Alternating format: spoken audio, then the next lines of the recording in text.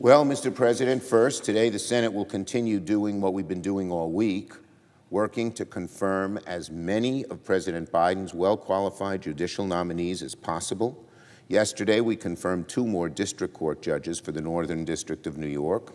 Anthony Brindisi, a proud son of Utica, whom I worked with closely when he was a member of Congress, and Beth Coombe, a trailblazing prosecutor. Later this morning, we'll vote to confirm Sarah Davenport to be district court judge for the District of New Mexico. Following that, we'll vote to advance the nominations of 2 more judges, Tiffany Johnson to be the district court judge for the Northern District of Georgia, and Kelly Neary to be district court judge for the Middle District of Pennsylvania. So, of the 5 judges I filed cloture on Monday, we'll have confirmed 3 by the end of today, and we'll be very close to confirming the remaining 2. While Democrats still hold a majority, we're going to do everything we can to confirm as many judges as we can. Now, on Senator Helmy. Today, we say thank you and farewell to another member of our caucus, the junior senator from New Jersey, Senator George Helmy. Senator Helmy will resign this weekend to make way for our new colleague, Senator-elect Andy Kim, who we're all very excited to get to work with. In a very short amount of time, Senator Helmy put his name on over 30 pieces of legislation, advocated for children's mental health, stood up for the well-being of the people of New Jersey, across America, and around the world. I'd also be remiss if I didn't point out that Senator Helmy never hesitated to preside during pro forma sessions, a thankless but necessary job. Excuse me. Helmy's service will also be remembered for its historical significance.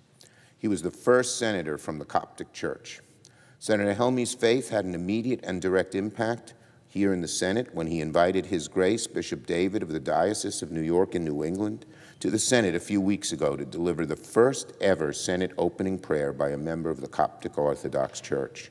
So, Senator Helmy, congratulations for a job well done. You made New Jersey proud. We wish you and your family the best.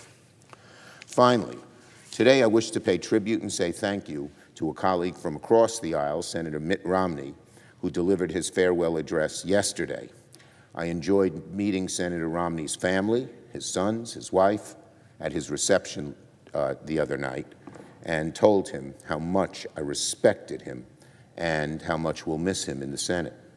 On most issues, Senator Romney and I may have seemed like oil and water, but I've always appreciated him for his decency, his commitment to our country, and his willingness to work in good faith in a bipartisan way when the chance presented itself.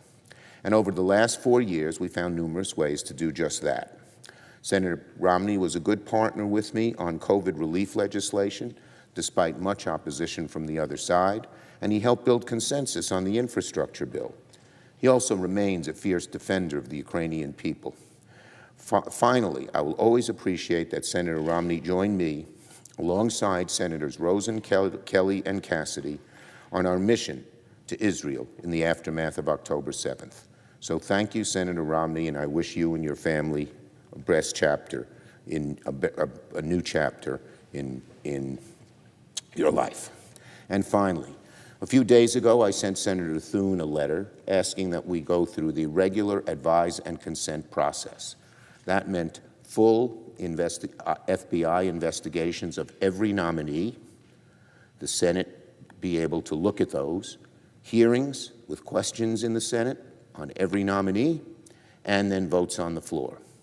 I'm glad to see that at least the President-elect's administration is beginning to look at the FBI investigation issue, and that's a small step in the right direction.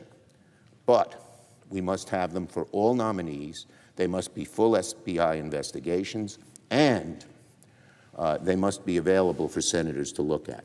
And of course, the necessity of hearings for each nominee, the necessity of votes on each nominee are just consonant with the advise and consent process that we have done in America for decades and decades and decades under Democratic and Republican presidents alike. I hope there will be no deviation from that grand and useful tradition. I yield the floor and note the absence of a quorum.